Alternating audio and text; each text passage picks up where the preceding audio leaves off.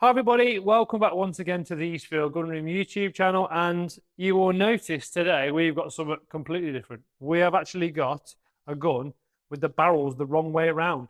We've got a side-by-side. I wanted to do a video on side-by-sides in general, however, because my kind of passion is for guns of a certain era and for certain manufacturers, when people talk to me about side-by-sides, I get excited about Winchester 23s, which is a gun we're going to look at shortly, and other kind of single trigger side-by-side from that kind of generation. And one that is very apparent and a lot of people will certainly have memories of is the SKB. Now, this gun here came into my possession, and I thought, although, you know, it's an older gun that's had a bit of use and it's not kind of an exceptional example, if you like, but I wanted to do it because the gun is all original. And again, from my point of view, from a collector's point of view, I always try and source things for these reviews that are as they left the manufacturer.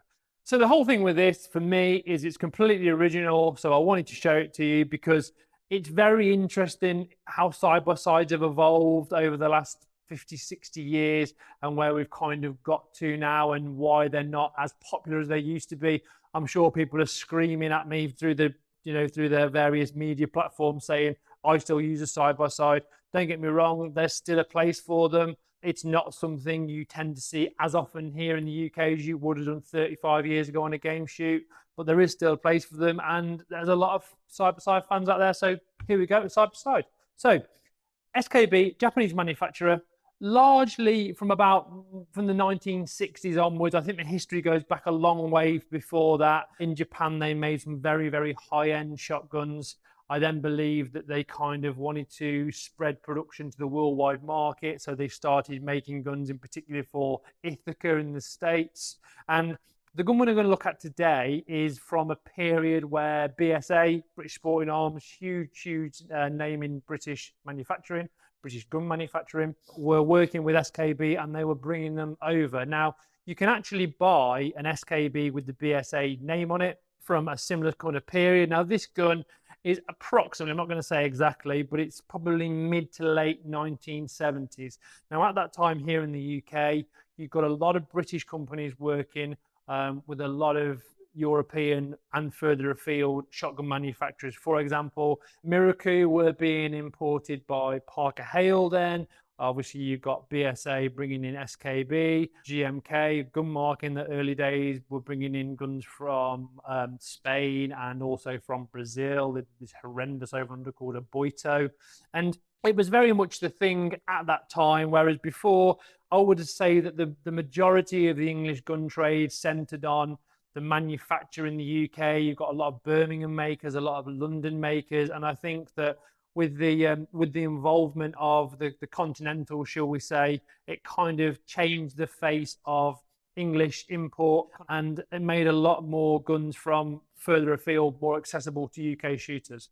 So Real Choice's gun is it's completely original, and it's also a name that a lot of people, like I said, will have fond memories of, will remember. They might have gone into a gun shop in the 1980s and seen one of these. They did manufacture over and unders as well. They currently manufactured, I believe, in Turkey, but the SKB brand still exists as an entity. But this particular gun, like I said, 1970s-ish. But what's interesting with this is it's not your traditional looking English side-by-side. If someone says to me, you know, what would you consider a side-by-side specification to be? Okay, usually they have a straight-hand stock. Usually they're double triggers.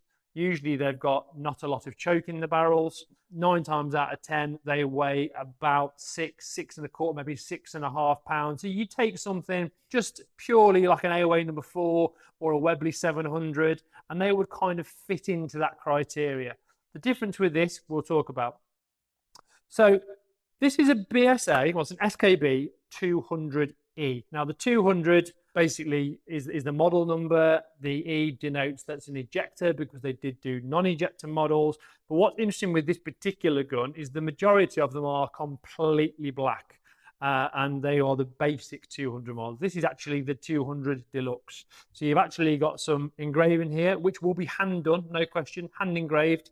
You've got engraved top lever, engraved back strap, engraved fences, And what you've got is you've got this really, really nice scalloped action. So where the wood fits into the action, it's scallop shape. And you wouldn't tend to get that on an English side-by-side. It would only be, I've seen guns like Wesley Richards and things that have got a similar kind of shape with some of their drop lock models, but not like that. So it was kind of completely unique at the time. I wasn't born, I can just tell you what people have told me. So nicely engraved, black action, but more importantly, we've got a slightly raised rib. Now, traditionally with the side-by-side, you would normally get a concave rib. So this was kind of different again. So this one is 28-inch, fixed choke, 1/4 If we take the fore end off, you'll see it's built on a kind of traditional Anson and Dealey action. We've got some slightly, well, it's quite an interesting finish. This is the brushed finish, which some of their over-unders and their side-by-sides had the same kind of coloured action. It wasn't like a traditional English finish, which is more of a, I mean, you look at that, it's kind of a white metal. That's the word I'm trying to use. Very nicely finished, very nicely put together. Box lock ejector, as I've said. Now, one of the key things with this gun that made it different at the time is the weight. Now, this actually weighs £6.14. Like I said, traditionally, a side-by-side, an English side-by-side, would weigh a lot less. The only thing you would find that was a bit heavier would be something like a live pigeon gun or a wild fowler, etc. But what you'd also get with those style of guns, you would get this style of rib. Now, on top of that, the selector is on the trigger. Now, this is the first gun I can ever remember seeing the barrel selector on the trigger, let alone the fact it's a side-by-side. I can't remember seeing over and unders. We've done a review on a Gamba, check it out, which had a selector on the trigger. Certainly some of the later Parazzis, etc. But at this time, you just wouldn't see it. So there was a lot of innovation from this, from SKB coming through into the UK. Well, that's certainly how I see it.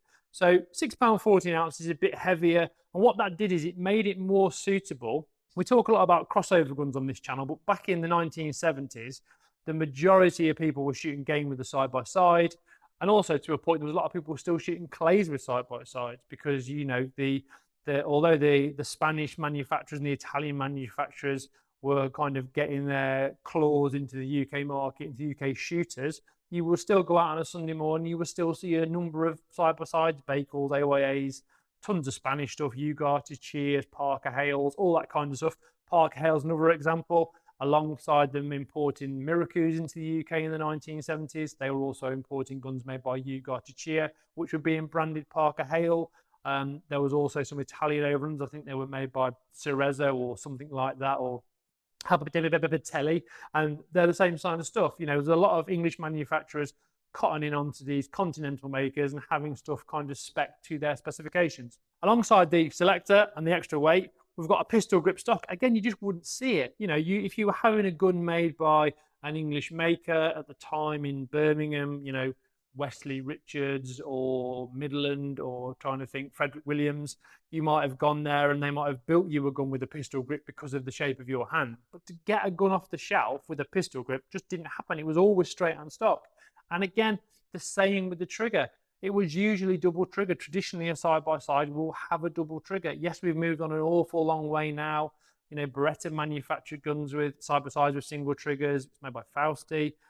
You've also got the likes of Fabarm, and all the side-by-sides that they produce all seem geared to be this kind of heavier with this pistol grip stock, slightly raised rib.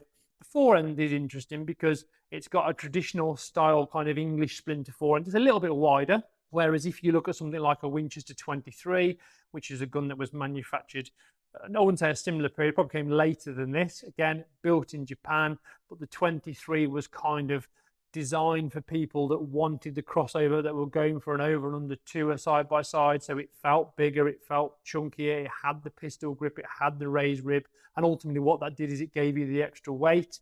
So I think because of that, this is a really, really interesting gun. Triple point checkering, you probably wouldn't see that in the 1970s. Should we probably back together?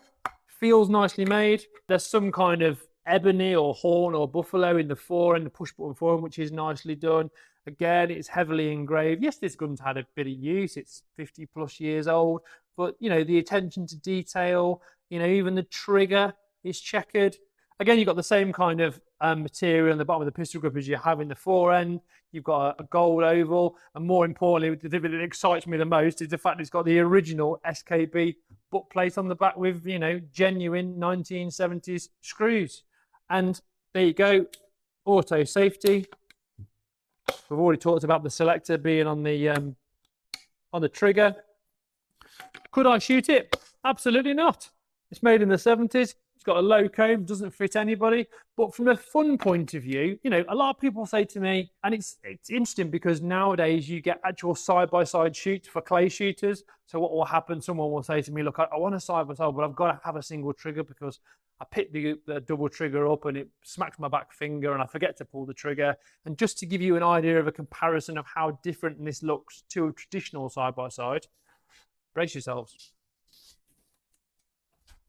So there we have all the things I've talked about. So we've got the double trigger. This one's a non-ejector, which is kind of standard. You've got the English style straight and stock. You've got the double point checkering, not the triple point checkering. The fore end is slightly slimmer, and it just goes to show you the difference. Interestingly enough, this has got a slightly raised rib. It's not concave, although I would still argue that traditionally an English side-by-side would probably have a concave rib. Just for reference, if you wonder what this monstrosity is, with some original case called hard in the bottom, look at that. Genuine rust, you know, genuine something. So this is an Essex side-by-side. Again, it goes back to the time of the 70s, 80s. It's a Spanish-made gun that was imported and given an English-sounding name.